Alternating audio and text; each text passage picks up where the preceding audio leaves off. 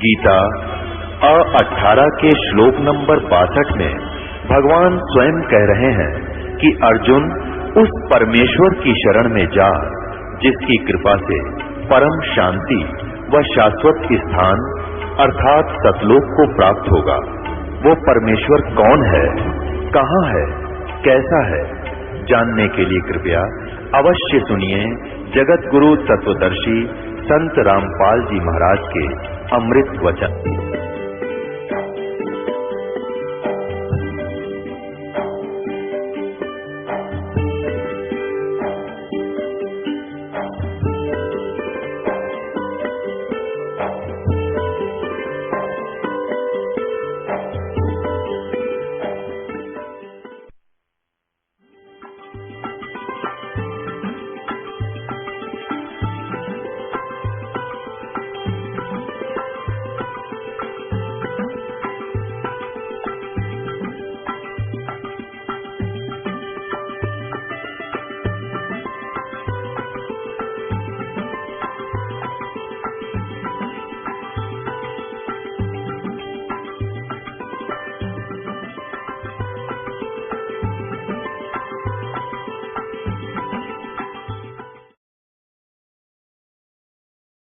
परमात्मा कहते हैं मेरी जो साधना करेगा, जो मैं बताऊंगा, उससे तुम्हारे पाप नाश हो जाएंगे, पुण्य पुण्य शेष बचेंगे। जैसे पहले अब क्या होता है कि खेती में जैसे खरपतवार उग गया, तो खरपतवार को खत्म करने के लिए एक ऐसी मेडिसिन बन गई, उसको जब सिंचाई करते हैं उसको डाल देते हैं, वो घास को नष्ट कर देती है खरपतवार को, और फसल को हानि नहीं करती।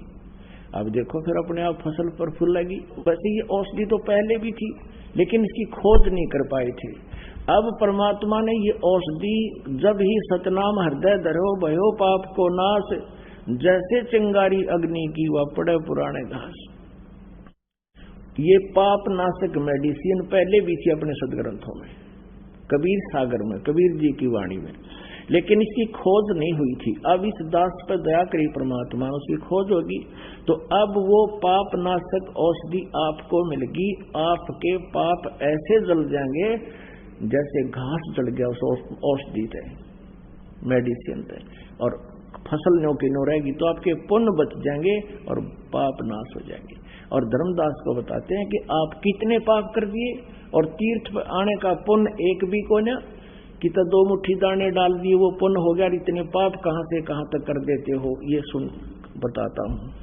अब धर्मदास जी कह रहे थे, भगवान आप अपने आप को परमात्मा कह रहे हो, आप तो शरीर में दिखाई देते हो, भगवान तो निराकार सुना है, और विष्णु जी की पूजा कर मूर्ति ले रहा, और फिर भी भगवान निराकार। अब धर्मदास जी को परमात्मा कहते हैं, हम उतरे तुम काज सुन से किया पियाना, शब्द रूप धर दे समझ बाणी सुर ज्ञाना। परमात्मा कहते हैं मैं तुम्हारे कारण सतलोक से अपने निज स्थान से चलकर अवतरित हुआ हूं, यहाँ उतरा हूं। और वेद भी यही कहते हैं, वो परमात्मा अपने निज स्थान, वो तीसरे मुक्ति धाम में रहता है, वहां से गति करके आता है, अपने रूप को सरल करता है, और अच्छी आत्माओं को वो कबीर देव, कबीर भगवान आकर मिलता है, उनको ज्ञान देता है। हम उतरे तुम काज सुन से कियो पियो नो, सुन यानी जहाँ कोई भी ना हो सतलोक के अतिरिक्त, शब्द रूप धर देह समझ बाणी सुर ज्ञान। नहीं नाद नहीं व्यंद नहीं पांच तत्व आकारम, मेरा शरीर तेरे जैसा 5 तत्वों का नहीं है। गुड़ीला ज्ञान अमान हंस उतारूं पारम। परमात्मा कहते हैं नरक परख कर देख, नो कर ले हाथ लाके देख ले मेरे शरीर का, नरक परख कर देख, नहीं भौतिक हम रह काया, हम उतरे तुम काज नहीं कुछ मोह ना माया। अब मेरे शरीर न देखने का नरक परख कर देख ले, हमारी या भौतिक काया को नहीं, साकार हूँ। ऐसे ही यजुर्वेद अध्याय नंबर 40 के मंत्र नंबर 8 में कहा है सप्रियागात, यानी वो सबसे पहला प्रथम देहधारी है परमात्मा। और वो शुक्रम अकायम अबिंदम अवर्णम असनाविरम कवि मनीषी परिभू स्वयंभू व्यवधाता शाश्वती भय समाभय। वो कबीर परमेश्वर, कबीर वो विद्वान रूप में प्रगट परमेश्वर कबीर जी, उसका शरीर वो कबीर परमेश्वर है, उसका शरीर शुक्रम अकायम माता पिता के योग से बना हुआ शुक्र से बनाया हुआ उसका शरीर नहीं है, और नाड़ी आदि का जोड़ तंत्र भी उसके शरीर में नहीं है, वो स्वयंभू है, वो परिभू है। अब यहाँ ये अनाड़ी वेदों के विद्वान कहलाने वाले नकली कहते हैं, यजुर्वेद अध्याय नंबर 40 के श्लोक 8 में कहा है परमात्मा कहता मैं अकायम हूँ। फिर स्वयंभू क्यों कहा, असनावीर क्यों कहा, शुक्रम अकायम क्यों कहा? तो ये अज्ञानी थे, कहते दिखत के तो नैन से जमीन का फेरा मोतिया बंदरे। यहाँ परमात्मा कह रहे हैं निरख परख कर देख नहीं भौतिक हमरे काया, हम उतरे तुम काज नहीं कुछ मोहो न माया। परमात्मा कहते गगन सुन में धाम है, ऊपर सतलोक में सुखर में मेरा स्थान है। अविगत नगर नरेश अगम पंथ कोई ना लखे, ये खोजे शंकर से मेरा जो स्थान है सुन शिखर में है, ऊपर सबसे ऊपर मेरा धाम है। अविगत नगर नरेश, वहाँ राजा रूप में मैं विराजमान हूँ, राजा के समान। जैसे ऋग्वेद मंडल नंबर 9 सूक्त नंबर 82 मंत्र नंबर 1 में कहा कि वो परमात्मा राजा के समान दर्शनीय है, और वहां से गति करके नीचे आता है। परमात्मा कहा करते थे वेद हमारा भेद है, मैं मिलूं वेदन से नाही, जौन वेद से मैं मिलूं वो वेद जानते नाही। वही वेद कहते हैं कि वो परमात्मा राजा की तरह कबीर देव है और ऊपर रहता तीसरे मुक्ति धाम में। और यही परमात्मा कबीर जी 600 साल पहले अपनी महिमा बता कर गए थे अपनी प्यारी आत्मा को। सोन गगन में हम बसे और पृथ्वी आसन थीर, धर्मदास धोखा दला इब छाणो नीर और खीर। सुन गगन में हम बसे, सतलोक में सबसे ऊपर हम रहते हैं, और तेरे सामने इब यहाँ भी बैठा हूँ। जैसे रामानंद जी ने जब सतलोक में परमात्मा को देखा और अपने सामने भी देखा, जब कहा था दो ठोर है एक तू, और भया एक से दो। रामानंद जी कहते हैं हम कारणे तुम उतरे हो मगजो, हमारे लिए आए हो परमात्मा। तो यहाँ परमात्मा कबीर जी बताते हैं कि बोले आदमी जो साधना तुम कर रहे हो तो शास्त्र विरुद्ध, और ये डले ये पाप तरह नो के नो लिखे जाएंगे, पुण्य इनमें है को नहीं। कहते हैं बोले जंद सुनो धर्मदासा, हमरे पिंड प्राण निश्वासा। मेरा जो शरीर है, पिंड माने शरीर, ये तुम्हारे जैसा श्वास उश्वास से नहीं, ये बिना श्वास का शरीर है। जैसे एक तो टायर ट्यूब होया कर जिसमें हवा भरी जा, एक ऐसे टायर हैं जिनमें हवा नहीं भरनी जाती, वो एज इट इज रबड़ के होते हैं, वो बिना हवा के होते हैं, और वो ज्यादा ड्यूरेबल है। तो यहाँ क्या कहते हैं, बोले जंद रूप में, जिंदा रूप में परमात्मा बोले जंद सुनो धर्मदासा, हमरे पिंड प्राण निश्वासा। गर्भ योनि में हम नहीं आए, मादर पिदर ना जननी जाए। परमात्मा कहा करते हम गर्भ योनि से, हम किसी माँ से उत्पन्न नहीं हुए। शब्द स्वरूपी रूप हमारा, के दिखलावे आचार विसारा। तो के बना बैठा है वैष्णो साधु बनकर, तिलक पिलक लगाकर, घंटी बजावे मूर्ति का अगर, कहते इनमें कुछ ना रखा भाई, और सुन ले तो कितने पाप करता है। कहते हैं सत्र ब्राह्मण की है हत्या, जो चौका तुम देवो नेता। अपने आत्मा हमने सारे इस अध्यात्म ज्ञान से परिचित होना है। परमात्मा कह रहे हैं कि धर्मदास, जो तू प्रतिदिन ये चूल्हा चौका करता है, यानी रोटी बनाते हो, खाना आहार तैयार करते हो, उससे पहले लिपाई भी करते हो, और उस लीपने में मड प्लास्टर करने में गाय का गोबर और जल मिलाकर मिट्टी मिलाकर बनाते थे, सफाई करते थे। और इस रोटी बनाने में, खाना बनाने में कहते हैं सत्य ब्राह्मण की है हत्या, जो चौका तुम देवो नित्या। जो प्रतिदिन तुम चूल्हा चौका करते हो और ये लिपा पोती करते हो, इसमें सत्य ब्राह्मण जैसी हत्या का पाप तेरे बैंक अकाउंट में लिखा जाता है। सत्य ब्राह्मण की है हत्या, जो चौका तुम देवो नित्या। अब पुराणों में लिखा है ब्राह्मण माने भक्त। जो भगत को, वैसे तो किसी भी जीव को मारता है पाप का भागी है, और ब्राह्मण यानी भगत को जो मार देता है, ऋषि साधु संत को जो मारता है, वो कहते हैं वो पाप बहुत भयंकर लगता है उसको। और फिर कहते हैं उसको ब्रह्म हत्या कहते हैं। सत्य ब्राह्मण की है हत्या, जो चौका तुम देवो नित्या। ब्राह्मण से हत्या जो होई, जल स्नान करत हो सोई। और 1000 ब्राह्मण यानी ब्रह्म हत्या तुम्हारा लगती है जब इस मथुरा जैसे जोड़ नहाते हो और इसमें कितने जीव मार देते हो, यहाँ से लेकर वहां तक। और 1000 ब्राह्मणा की हत्या का पाप तुम्हें यहाँ लगता है, ब्रह्म हत्या का। चौके कर्मी कीट मर जाही, सुख समजीव जो दर्शे नाही। चौके में यानी तुम रोटी बनाते हो उसमें, और ना जाने कितने कर्मी कीट मर जाते हैं, सूक्ष्म जो दिखाई भी ना देते। पर कहते हरि भांति पृथ्वी के रंगा, अंत कोट जीव उड़े पतंगा।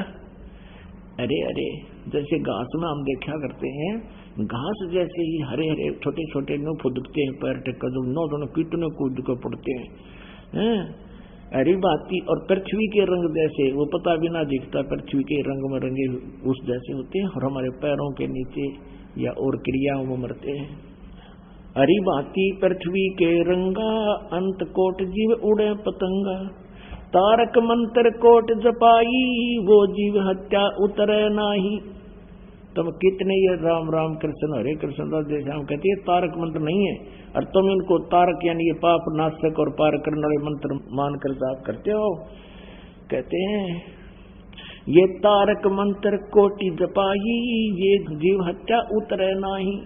ये तुम्हारे जो पाप लिखे गए ये कट्टे नहीं तुम्हारे इन मंत्रों से। पृथ्वी ऊपर पग जो धारे, करोड़ जीव एक दिन में मारे। कहते सारा दिन में करोड़ों जीव मार कर शाम को विश्राम लेते हो, तुम अपने धंधे के लिए भी काम करते हो। अपने आत्माओं, आपके मन में एक शंका उत्पन्न होगी कि भी जैसे पोछा तो हम भी लगाते हैं, और आजकल तो पोछा भी एक दूसरे स्टैंडर्ड का हो गया, वो उस तरह लगाते हैं, वो फिनाइल फिनोल छिड़क के या वैसे पोछा मारते हैं, तो उसमें भी जीव हिंसा होती है। अब शंका होगी कि ये तो हमारे को भी पाप लगेंगे।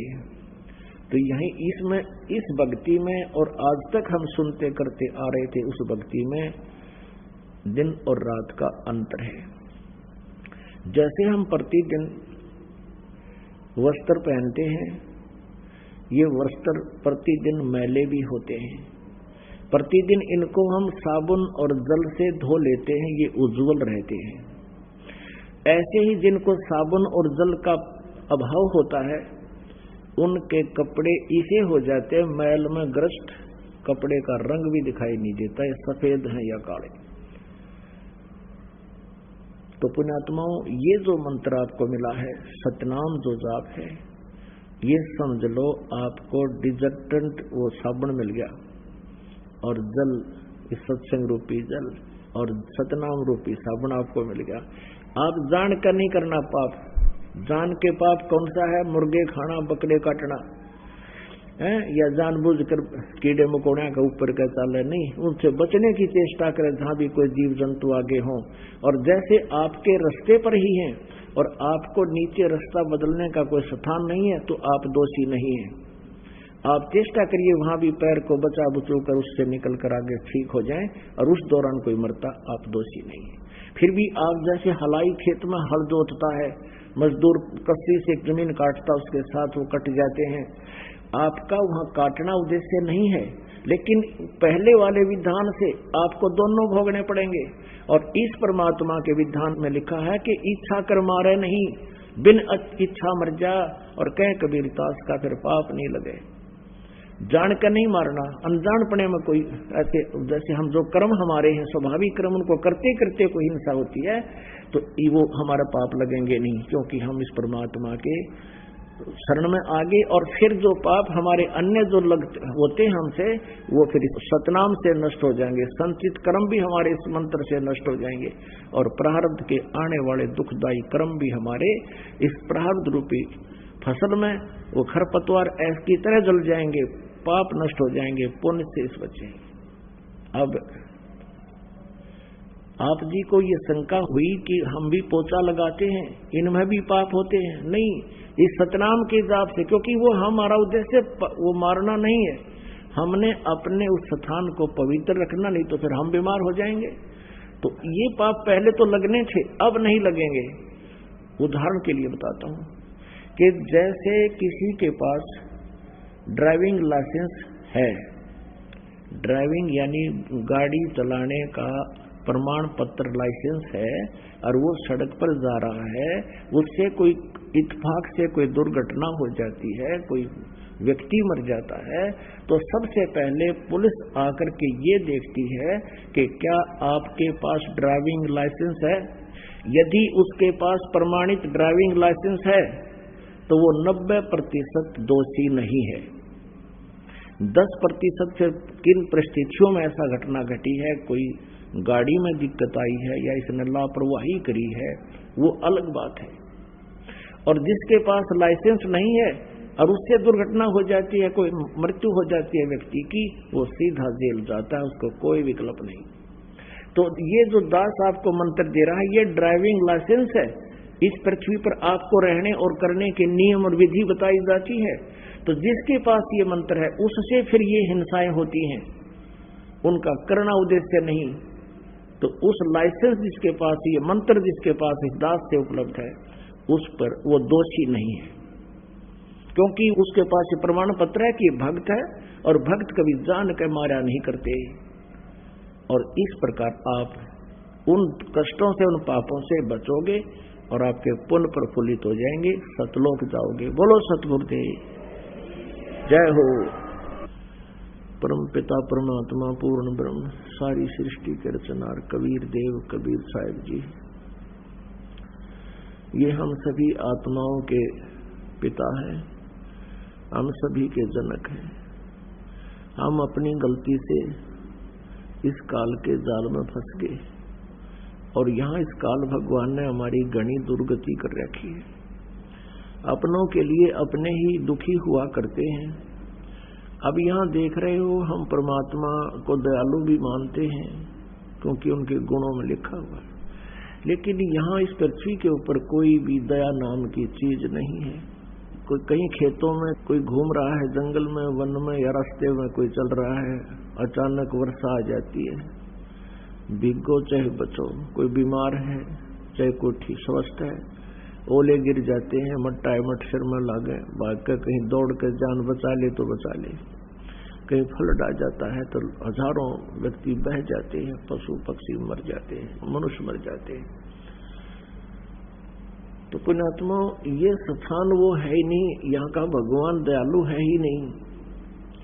और दयालु परमात्मा यहाँ आते हैं, हम उसको पहचान नहीं पाते, क्योंकि हमने अज्ञान आधार से भगवान की परिभाषा उलट सुन रखी है। हमने परमात्मा को ना पहचान कर जो भगवान नहीं है उनको भगवान मान रखे हैं। जैसा कि कल आप जी को श्री शिव महापुराण के अंदर प्रकरण दिखाया था, ये काल भगवान जो यहाँ का भगवान है, जो काल है, भगवान माने स्वामी, कंट्रोलर। तो यहाँ का जो मालिक है 21 ब्रह्मांड का, ये ब्रह्म है, सरपुरुष भी इसको कहते हैं, क्षर ब्रह्म भी कहते हैं, ज्योत स्वरूपी काल भी कहते हैं। ये श्री ब्रह्मा, श्री विष्णु, श्री शिव जी के पिता है। और ये स्वयं कहता है ब्रह्मा और विष्णु जी को कि तुमने बड़ी गलती की है, अपने आप को भगवान मान रखे हैं। यू आर नॉट गॉड, तुम परमात्मा, तुम भगवान नहीं हो। और हम इनको भगवान मान रहे। पुण्यात्माओं, ये इतनी कड़वी दवाई है, कुनीन है, क्योंकि इस प्रत्येक सत्संग में एक ये सामूहिक सत्संग शिक्षा सफल है, और इसके अंदर विद्यार्थी बदलते रहते हैं। हमारे भक्त अपने मित्रों को, रिश्तेदारों को, या वैसे भी कोई ठीक सी बात को सुनने को तैयार है, उनको समझाते हैं और कहते हैं एक बार चलिए आप सत्संग सुन लो। तो ऐसे भी पुण्यात्मा आते हैं और उनको ये प्रथम बार ये सुनने को मिलेगा कि ब्रह्मा विष्णु महेश भगवान नहीं है। तो उसके लिए ऐसा होगा जैसे बच्चे के जीभ पर कुनीन रख दे और वो थूक देता है, उसको ग्रहण नहीं करता और वो फिर बहुत हानि को प्राप्त होता है। तो उस कुनीन को खाने के लिए उसको शुगर कोटेड कर देना अनिवार्य है, ताकि आसानी से वो गले उतर जाए।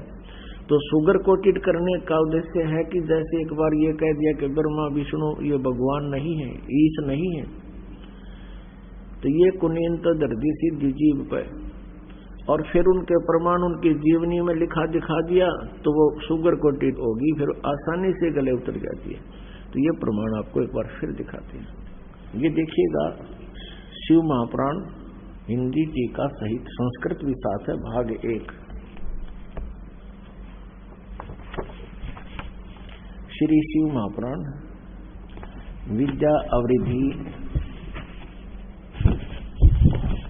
पंडित ज्वाला प्रसाद जी मिश्र कृत हिंदी टीका सहित खेमराज श्री कृष्ण दास प्रकाशन बंबई। इसमें थोड़ा सा हिंट देंगे आपको हम। एक बार ब्रह्मा जी और विष्णु जी का इस बात पर झगड़ा हो गया था।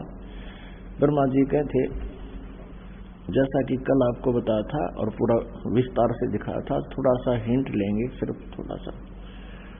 कल आपको बताया था कि ब्रह्मा और विष्णु जी में इस बात पर झगड़ा हो गया। ब्रह्मा जी कहते मैं तेरा बाप, विष्णु जी कहते मैं तेरा जनक। उनके आपस में युद्ध हो गया। तो ये काल भगवान जो ब्रह्मा विष्णु महेश का पिता है, इसने इनके दोनों के बीच में एक लिंग खड़ा कर दिया, यानी पिलर, एक स्तंभ खड़ा कर दिया तेजो में प्रकाश युक्त। उनका युद्ध बंद हो गया। फिर ये स्वयं प्रकट होकर उनको क्या कहता है कि तुम भगवान हो ही नहीं, तुम वैसे ही कह रहे हो। ये देखिएगा, ये वही शिव पुराण आपको दिखा रहे हैं। ये शिव पुराण भाग 1 अभी आपको दिखाया था, उसी को आगे दिखाते हैं। इसके प्रश्न नंबर 17 पर आपको ले चलते हैं। ये प्रश्न नंबर 17 है शिव पुराण, और यह विद्वेश्वर संहिता भाग 1 अध्याय 9 में। और उन दोनों की अज्ञानता और वैर को दूर करने के अर्थ दोनों से कहा। किसने? उस काल भगवान ने, इनके पिता ने। मेरे सकल और निष्कल, सकल माने साकार, निष्कल माने निराकार भेद से 2 स्वरूप हैं, परंतु और ईश्वर नहीं है। इस कारण से उनके 2 रूप नहीं हो सकते। उनके 2 रूप नहीं हो सकते। पहला सतम रूप और पीछे मूर्तिमान रूप धारण किया। इसमें ब्रह्म रूप निष्कल है यानी निराकार है, और ईश रूप सगुण है। मेरे ये दोनों रूप सिद्ध हैं, दूसरे किसी के नहीं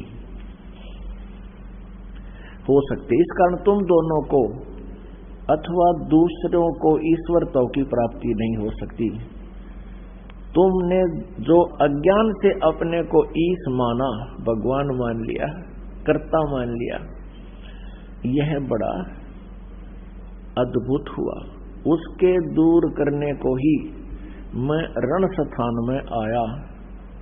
अब तुम अपना अभिमान त्याग कर मुझ ईश्वर में अपनी बुद्धि लगाओ। बस हम इतना यहां लेंगे। अब आगे आज का सत्संग प्रारंभ करते हैं।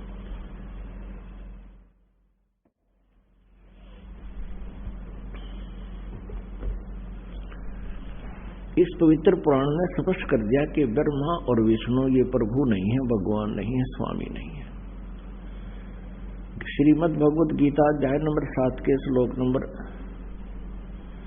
12 से 15, 20 से 23, 20, 21, 22, 23 इसमें स्पष्ट किया है कि इन तीनों गुणों रजगुण ब्रह्मा, सतगुण विष्णु, तम गुण शिव जी की पूजा जो करते हैं, इन्हीं तक जिनकी बुद्धि स्थिर हो चुकी है, आगे किसी का ज्ञान सुनने को तैयार नहीं, इनकी बुद्धि हरी जा चुकी है, जिनका ज्ञान हरा जा चुका है, वो राक्षस स्वभाव को धारण किए हुए मनुष्यों में नीच दूषित कर्म करने वाले मूर्ख, गीता ज्ञानदाता ये ब्रह्म काल कहता है मेरी भक्ति भी नहीं करते। और अन्य देवताओं की पूजा जो बुद्धिहीन लोग करते हैं वो शास्त्र विरुद्ध होने से व्यर्थ है। पुण्यात्मा, इस यथार्थ ज्ञान को देने के लिए परमात्मा स्वयं आते हैं अपने सतलोक से चलकर, और उस सतलोक से चलकर यहां आए थे इस अज्ञान को हटाने के लिए। उसी उपलक्ष्य में ये 5 दिवसीय समागम समारोह ये चल रहा है। जिस उपलक्ष्य से परमात्मा यहाँ आए थे उसी उद्देश्य से वो अपनी एक प्यारी आत्मा धर्मदास जी को मिले थे। धर्मदास जी एक बहुत बड़े धनी थे, बांधवगढ़ में रहते थे, इतने रईस थे, इतने रिच मैन थे, कहते हैं उनके दादे और परदादों से और पिताजी से वहां के राजा लोग प्राकृतिक आपदाओं के समय वित्तीय सहायता प्राप्त किया करते थे। कहने का भाव ये है कि इतना सेठ होकर, इतने पैसे घर पर होते हुए, सर्व सुख होते हुए, जिस पुण्यात्मा में परमात्मा की तड़फ है, उसकी चाह है, तो उसके पूर्व जन्म के पुण्य कर्मों में कोई कमी नहीं होती, उसके संस्कार में कोई कमी नहीं, लेकिन कमी है, कोई त्रुटि है तो तत्व ज्ञान और परम संत की होती है। उसकी पूर्ति के लिए परमात्मा स्वयं आकर के उस प्यारी आत्मा को उस मथुरा के अंदर मिले जब धर्मदास जी तीर्थ यात्रा पर निकले हुए थे, उस लोक वेद के आधार से परमात्मा धर्मदास जी को बता रहे हैं कि तुम जो ये तीर्थ स्नान करने जाते हो ये बहुत ही व्यर्थ है, इसका कहीं यूज नहीं है।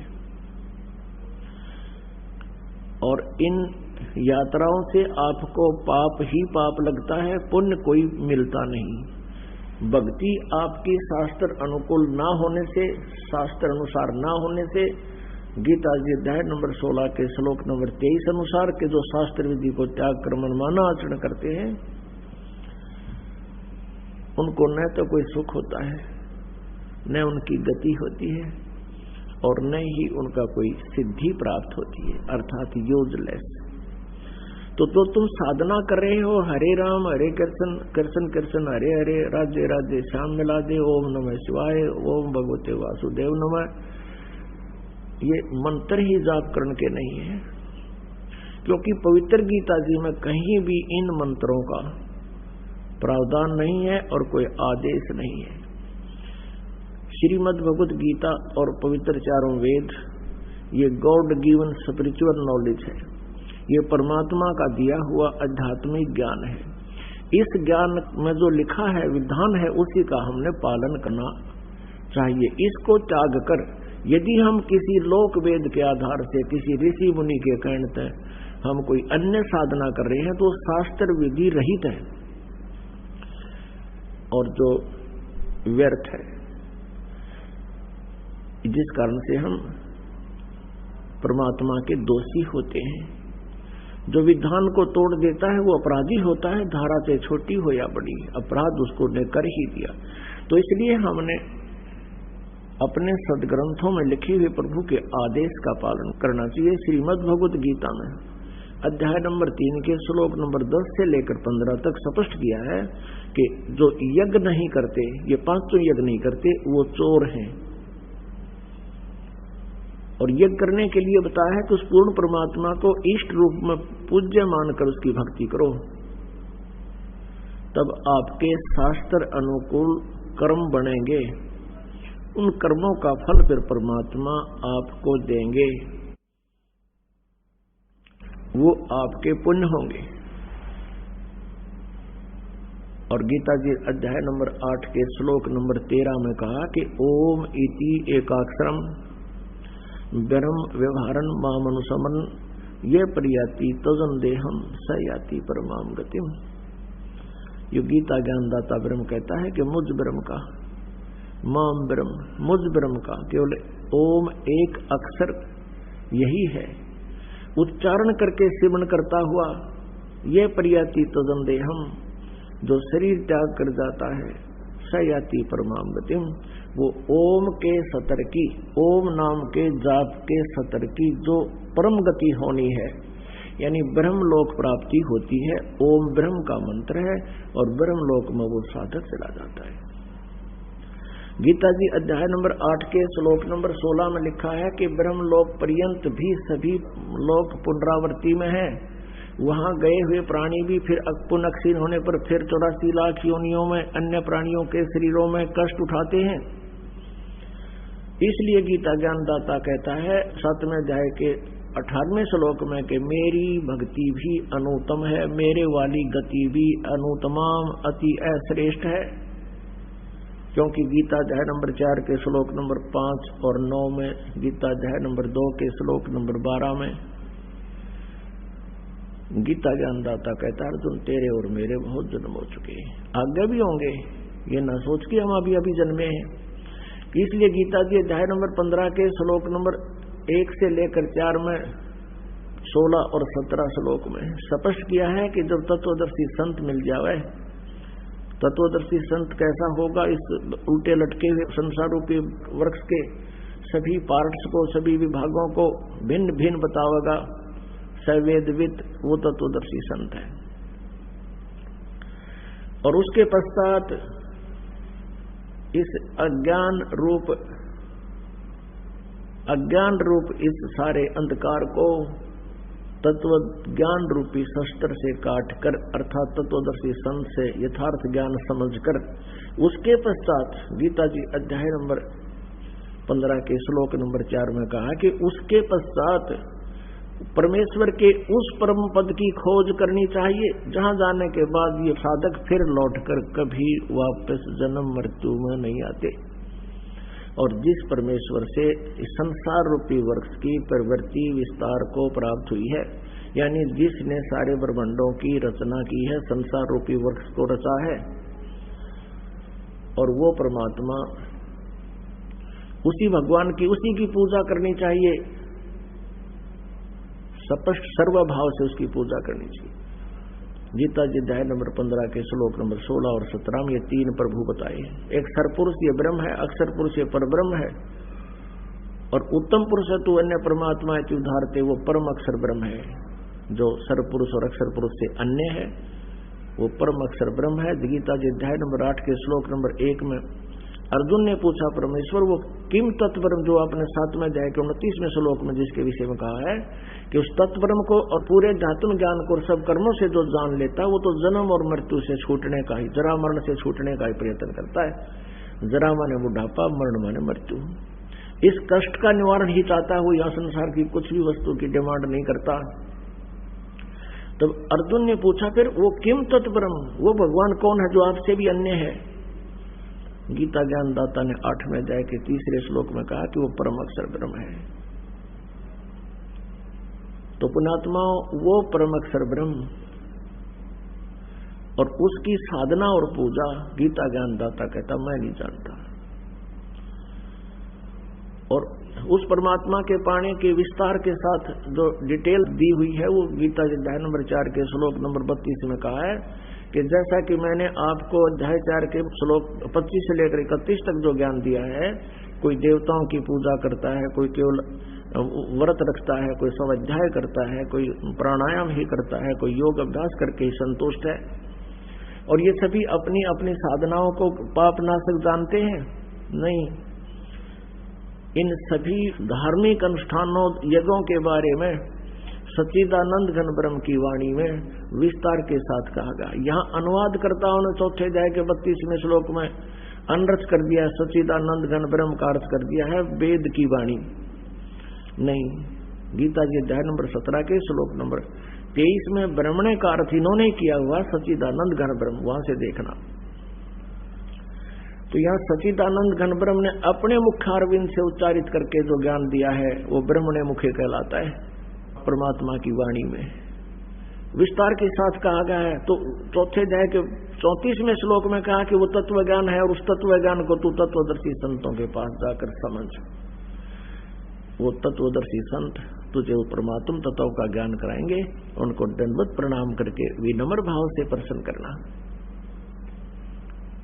उसके लिए बताया है कि 17वें अध्याय के 23वें श्लोक में कहा कि ओम तत्सत इति निर्देश ब्रह्मण त्रिवेद समर्थ है, ब्राह्मणा तेन वेदा यगा विहिता पुरा। ये विद्वान पुरुष बुद्धिमान व्यक्ति, ब्राह्मण का अर्थ विद्वान पुरुष बुद्धिमान व्यक्ति जो परमात्मा को पहचान चुका है, अच्छी आत्माएं भक्त आत्माएं ये सभी ब्राह्मण कहलाते हैं। कहते उस समय प्रारंभ के अंदर अच्छी आत्माएं उसी आधार से साधनाएं करती हैं। तो यहां स्पष्ट कर दिया है कि मैं तो जानता नहीं, लेकिन उस सच्चिदानंद घन ब्रह्म का 3 अक्षर का मंत्र है, नथिंग एल्स, और अपना बता रहा है मेरा केवल ओम मंत्र है, नथिंग एल्स, और कोई मंत्र नहीं। तो उस ओम तत्सत जो पूर्ण परमात्मा के पाने का जो मंत्र है, साधना है, उसके विषय में कहा कि तत्वदर्शी संत बताएंगे। तो पुण्यात्मा ओम तो इसने क्लियर कर ही रखा है कि ओम तो मेरा मंत्र है, और तत् ये सत्य सरपुरुष अक्षर पुरुष और परम अक्षर पुरुष, इन तीनों के 3 मंत्र हैं। सरपुरुष ये ब्रह्म है, इसका मंत्र ओम है। अक्षर पुरुष ये परब्रह्म है, इसका मंत्र ये तत् है, तत् सांकेतिक है यहाँ पर। और परम अक्षर ब्रह्म इसका मंत्र सत्य है, और ये सत्य भी सांकेतिक है। ये तीनों मिलकर के एक जाप बनता है जिसको 3 विधि से ही त्रिविध समर्थ है, 3 ही प्रकार से इसका सिमरण होता है, जो दास बता सकता है। इस पृथ्वी पर इस ब्रह्मांड में किसी के पास नहीं है, क्योंकि धर्मदास जी को भी परमात्मा ने सब ज्ञान दे करके लास्ट में कहा था, धर्मदास तो लाख तो आई, ये सार शब्द कहीं बार ना जाई, सार शब्द बार जो पढ़ी बिचली पीढ़ी हंस नहीं तही। अब प्रथम चरण में कलयुग में परमात्मा स्वयं आए, और लास्ट का जो कलयुग का चरण होगा वो कृतघ्नी प्राणी हो जाएंगे, मांसाहारी होंगे, शराब कबाबी दुराचारी स्त्री पुरुष बुरा हाल हो जाएगा, वो भक्ति के योग नहीं रहेंगे। अब ये बीच की करीम है, ये अब बीचली पीढ़ी है। सन 1947 से भारत स्वतंत्र हुआ, और भारतवर्ष विश्व की यूनिवर्सिटी है, आध्यात्मिक यूनिवर्सिटी है विश्व की। और 1947 से पहले कोई शिक्षा भारत में नहीं थी। अब उसके बाद ये शिक्षा का दौर शुरू हुआ। अब बिचली पीढ़ी के हंस आप हैं, जो कि आपको ये अनमोल ज्ञान बताने का आदेश है प्रभु का, नहीं तो ये अब भी रहस्य नहीं खुलता। आप कितने पुण्यकर्मी प्राणी हो कि इस बिचली पीढ़ी में जन्म और मनुष्य शरीर, और फिर ये ज्ञान आप तक पहुंचा। आप उस परमात्मा की कितनी प्यारी आत्मा हो, लेकिन आप बालक हो। बालक अपने हानि और लाभ को जल्दी से जानता नहीं, फिर आप बड़े हो जाते हो, फिर आप औरों को भी ज्ञान देने लग जाते हो। तो यहाँ आने से आपकी बाल बुद्धि समाप्त होगी, तत्व ज्ञान से युक्त होगे, आप तो तरोगे और आप रुक नहीं सकते, और हजारों को बताने की चेष्टा करोगे। मानने ना मानने वो बात दूसरी है, उसके भाग्य और दुर्भाग्य साथ है।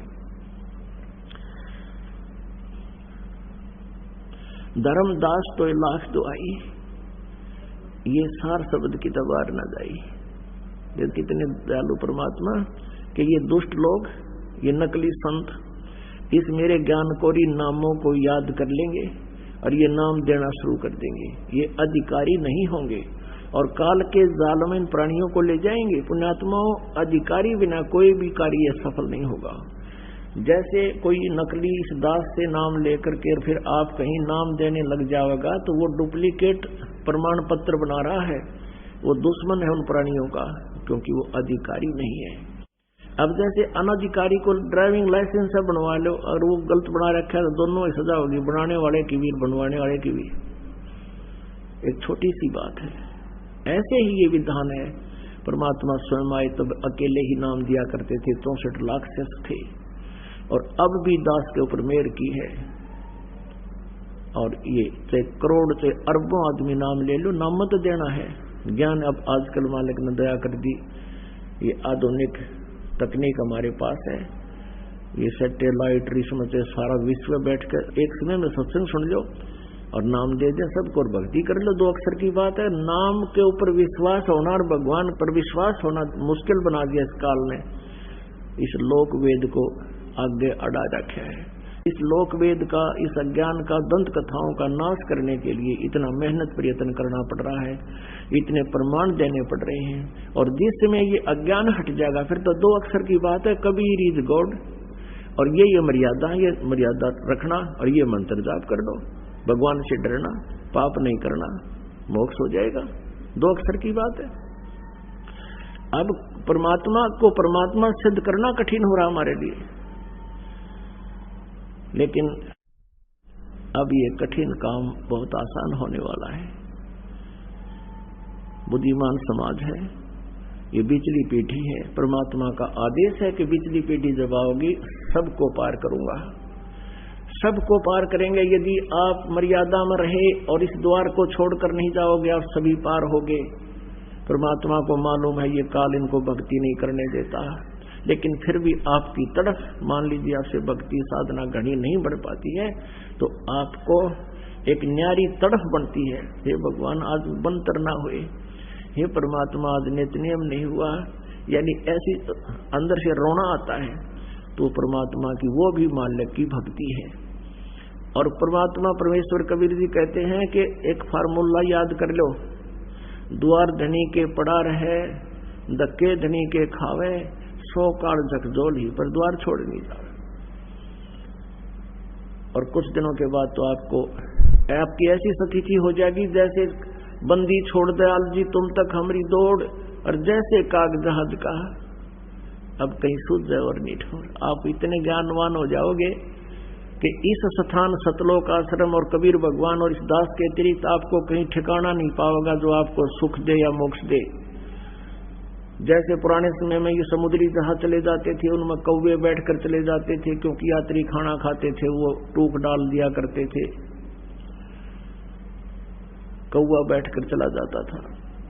पहले समय में ये दिशा सूचक यंत्र अच्छी क्वालिटी के नहीं होते थे, फिर भी वो दिशा सूचक यंत्र जो है मैग्नेटिक रॉक से, चुंबकीय चट्टानों से डिस्टर्ब हो जाते थे, और 100-200 किलोमीटर रात को जहाज निकल जाता था। आगे जाकर सुबह वो देखना चाहता था ड्राइवर जहाज का कि हम दिशा ठीक जा रहे हैं या नहीं, तो अपने दिशा सूचक यंत्र को चेक करने का उनका एक तरीका था कि ये ठीक दिशा दे रहा है या नहीं। जो कौवा वहां जहाज में बैठकर चल पड़ा था, सारी रात वो बैठा रहा, तो उस समय वो कौवे को, जहाज पर बैठे कौवे को पत्थर मारते हैं, उसको विवश कर देते हैं वहां से उड़ने के लिए, तो वो उड़ कर चल पड़ता है। कौवे में एक परमात्मा की दी हुई एक ऐसी विशेष जो है बुद्धि है, ऐसा गुण है कि वो उस दिशा को नहीं भूलता जिस दिशा से वो चला था। उसको ये डर रहता है कि कहीं कोई मुझे पत्थर वत्थर मारे, भागना पड़े तो मैं दिशा ना भूलूं, वापस आ जाऊं। तो रात्रि के समय भी वो अपने अंदर कंप्यूटर की तरफ उस दिशा को ध्यान रखता है। तो कौवे को जब उड़ाते हैं तो कौवा उड़कर उसी दिशा को बिल्कुल स्ट्रेट चलता है जिससे जहाज चला था। तो उस समय उस जहाज के जो चालक हैं वो देख लेते थे कि तुम्हारा दिशा सूचक ठीक है या नहीं। कौवा एक्यूरेट बताता है। फिर कौवा थोड़ी बहुत देर दूर तो उड़ता है, फिर देखता कोई बैठने का स्थान नहीं, सब जल ही जल, जल ही जल, जल ही जल, और जहाज के अतिरिक्त उसको कहीं ठोर ठिकाना नहीं जहां वो विश्राम कर सके। तो वो उड़ अड़ा के देख जाके उल्टा आकर जहाज पर ही विश्राम पाता है। यदि जहाज के अतिरिक्त वो कहीं बैठे तो डूब कर मर जावे। तो परमात्मा आपको याद दिलाते हैं स्वयं अपने ऊपर ये सब उच्चारण करके, क्योंकि अप आरती, अप साजे, अप किंगर, अप बाजे, अप ताल, झांझ नकारा, आप नचे आप देखना रहा। कहे कबीर ऐसी आरती गाऊं आपा मध्य आप समाओ। ऐसी आरती माने ऐसी लीला कर रहा हूं मैं, ऐसा ज्ञान सुना रहा हूं। अपने पाने की विधि अपने ऊपर ही उदाहरण दे देकर कह रहे हैं कि हमें बता रहे हैं कि तुम की ऐसी सती थी हो जाएगी एक दिन। बंदी छोड़ दयाल जी तुम तक हमारी दौड़े, जैसे काग जहाज कहा अब तक न दूजी ठोरे। ये ढीठ भूत है, परमात्मा इनके गढ़न लाग रहे हैं। और यहाँ हम कोई जंतर मंतर नहीं करते, केवल परमात्मा की यथार्थ भक्ति बताते हैं, जिससे ये जो इस तरह के जो तीन ताप है आप पर नष्ट हो जाते हैं। ये प्रेत कौन है? ये वही आत्माएं हैं जो पहले मनुष्य शरीर में थी। जो निकम्मी आत्मा है वो पिट्टे जा छत्ते जा कुछ दिन ऐसे ही दुख सुख पाकर जाना तो इनको पड़ेगा। और जो बुद्धिमान अच्छी आत्माएं प्रेत योनि प्राप्त हैं वो तुरंत खिसक जाते हैं कि भगवान के दरबार में गंध फैलाना ठीक नहीं। और जो निकम्मी आत्मा है उनका स्वभाव ही निकम्मा होता है। वो चाहे भूत बनो चाहे गधा बनो, उसने बकवाद करने से मतलब वो फिर पिट का ही मान्या करें। तो परमात्मा कहते हैं लातों के भूत बातों से नहीं मानते, इवन समारन लाग रहे भगवान। तो ऐसे अब ये भूत क्यों बने? अब जैसा कि हम उदाहरण सुना करती लोक वेद सुनाते थे, श्राद्ध निकालने चाहिए गुरुजी कहते हैं। और कहते हैं भगवान श्री राम ने भी अपने पिता के श्राद्ध किए तो उनके सब पूर्वज सामने खड़े दिखाई दिए पहले वाले। और वो भूत तुम न बनवा दिए, वो भूत बने खड़े, फिर वो भूत बने खड़े होंगे कौन से स्वर्ग में दिखे हुए। और कहते उनको फिर सबको तर्पण किया, सबको फिर वो रोटियां खाने वहां आए, फिर स्वर्ग में क्या मिल रहा है उन्हें। ये बनावटी बातें बकवाद थी। तो पुण्यात्माओं अब इस भक्ति से ना तो भूत बने ना पितर बने।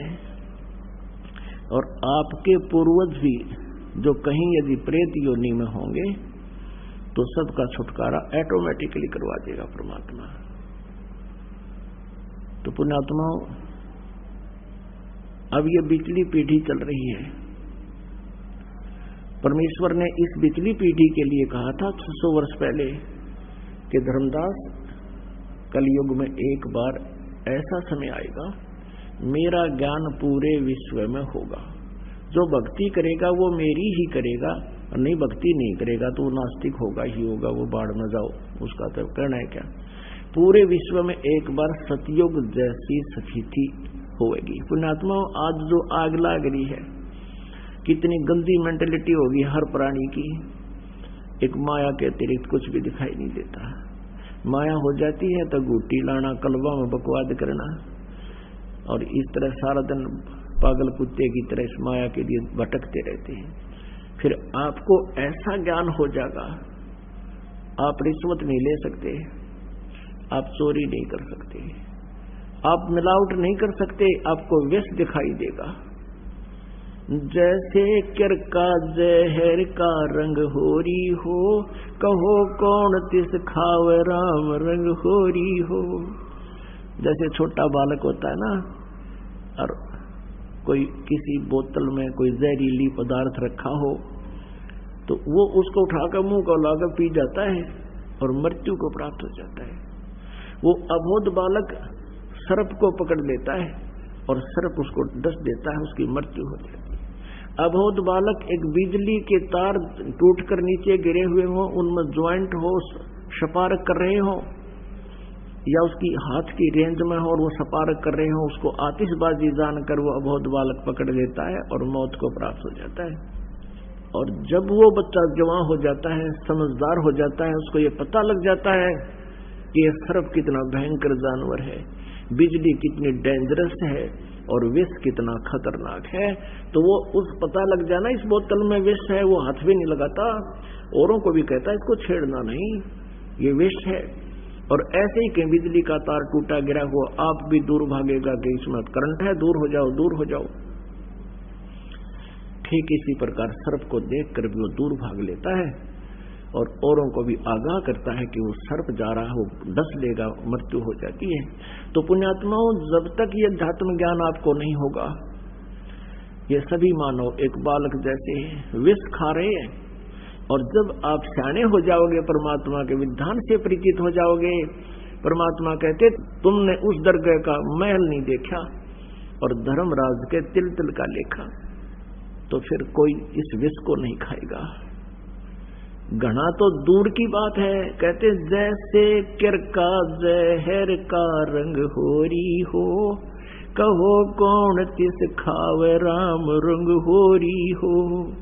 जहर का किरका यानी एक कण भी पड़ा हो और ये पता लग जाए ये जहर है, विष का किरका है, कणक है, कणका है, कहते कोई खाएगा उसको? नहीं।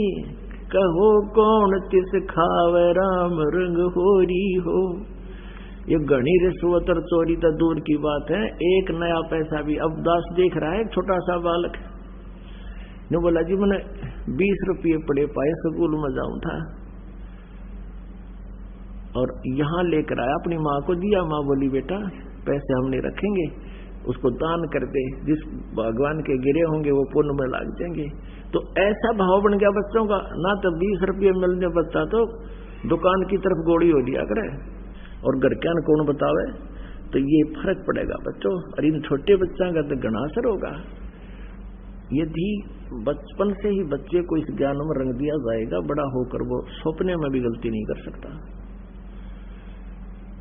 और बड़े तो और शीघ्र समझ जाएंगे। तो पुण्यात्मा परमात्मा ने कहा था कि एक बार पूरे विश्व में सतयुग जैसा माहौल होगा। अब आप देख रहे हो, ये दास भी देख रहा है। पहले दुनिया को लूटा करते थे जो अनजान पड़े में, अब उन सब बुराइयों को त्याग कर अब लूट रहे हैं, दान करते हैं। परमात्मा के दोनों हाथों से ये दान करते हैं, सेवा करते हैं।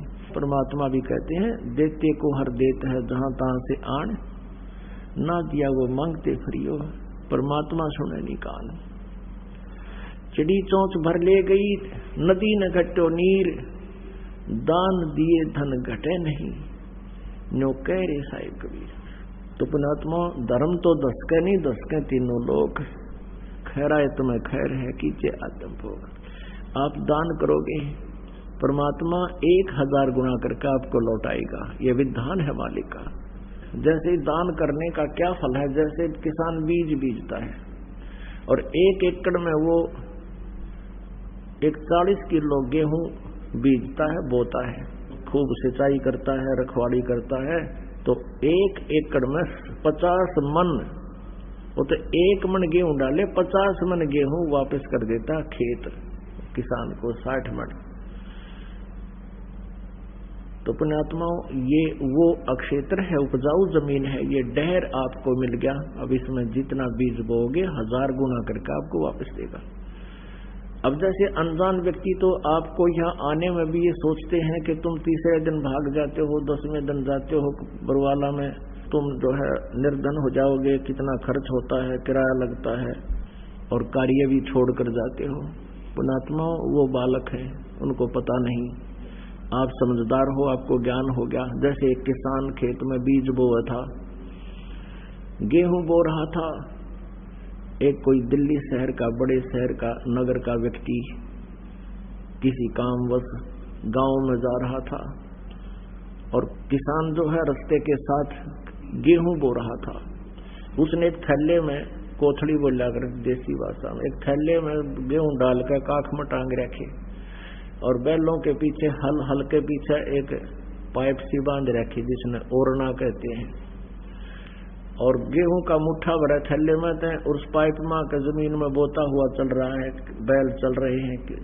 वो खड़ा होकर देख रहा है, वो शहरी बाबू खड़ा खड़ा देख रहा है कि यू आदमी मेंटल है क्या, खाने की वस्तु को जमीन में डाल रहा है। तो उसने आली से पूछा भी बैलों वाले कृपा रुकिए। आली ने सोचा कोई रास्ता पूछता होगा, शहरी आदमी दिखा है। हाँ जी बोलो।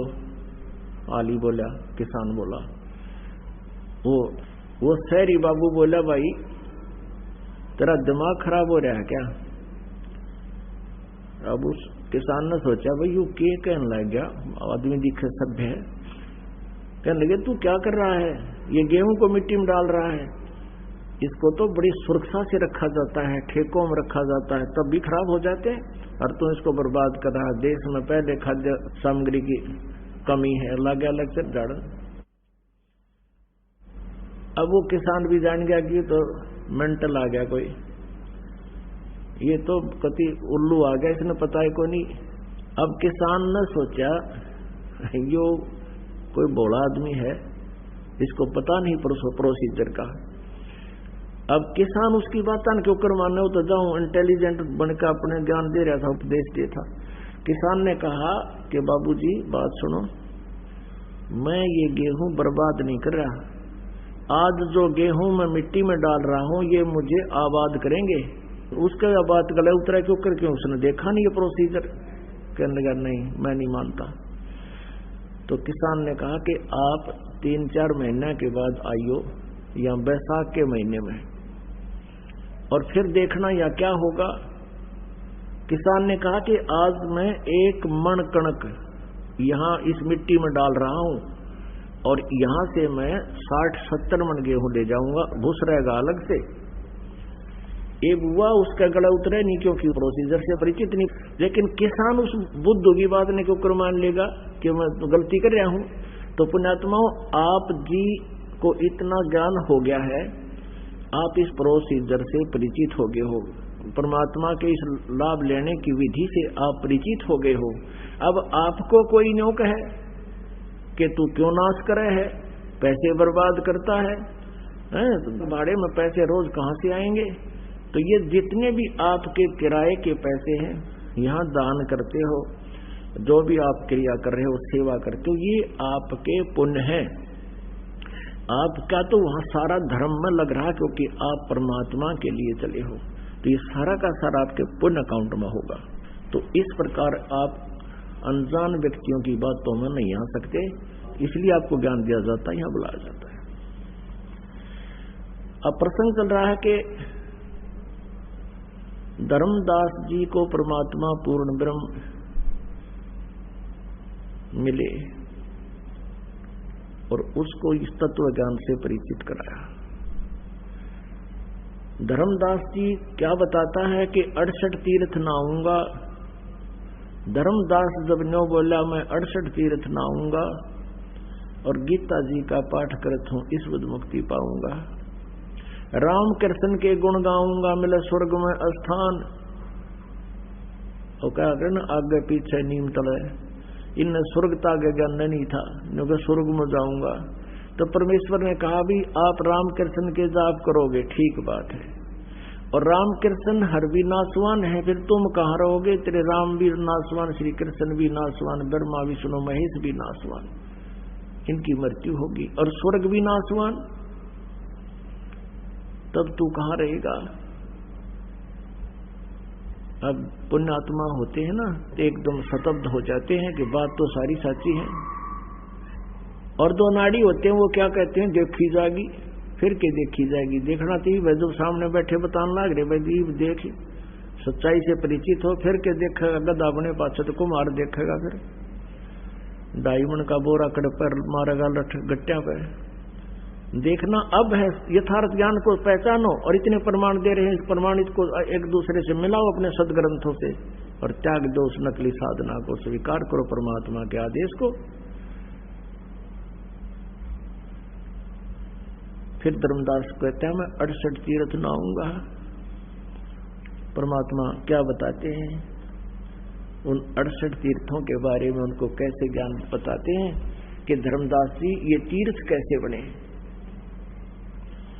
ये तीर्थ कैसे बनते हैं कि जैसे किसी स्थान पर किसी साधक ने बैठकर अपना जो है ना साधना की है, और उसने जो साधना की, उस साधना के अनुसार जिसने भी जिस लोक की, मान ली विष्णु जी के उपासक ने विष्णु की साधना वहां बैठकर साधना कर ली, तो वो कहाँ गया, विष्णु के लोक में चला गया। तीर्थ क्या होते हैं, किसी पानी यानी सरोवर का सहारा लेकर के साधक जन उस सरोवर पर बैठा करते थे, आसपास बैठ जाते, वहां स्नान और जलपान हुआ आसानी से उनको उपलब्ध होता, इस उद्देश्य से कोई दरिया के किनारे बैठ जाते थे। तो वो साधक अपनी सब क्रियाओं को, सब साधना की, उससे वो कहां चला गया? स्वर्ग में चला गया, जहां उसको उस क्रिया से जाना था। अब वहां कुछ भी नहीं है, वो तो वो स्थान है, केवल एक यादगार है कि यहाँ एक साधक ने साधना की थी। जैसे अमरनाथ कैसे बना, अमरनाथ जी की कैसे स्थापना हुई, उस स्थान पर भगवान शंकर जी ने अपनी पत्नी पार्वती जी को नाम उपदेश दीक्षा